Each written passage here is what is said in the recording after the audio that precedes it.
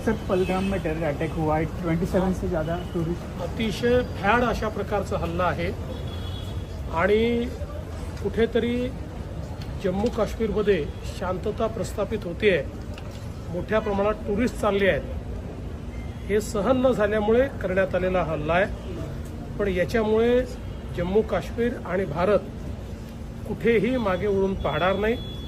अशा ज्या नालायक शक्ती आहेत त्यांचा मुकाबला भारताला करता येतो।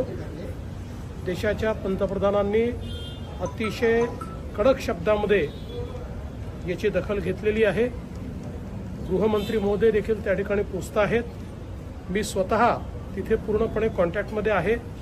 आता जी काही यादी आमच्याकडे आलेली आहे त्याच्यामध्ये महाराष्ट्रातले 2 हे मृत्युमुखी पडलेले आहेत, काही जखमी देखील आहेत।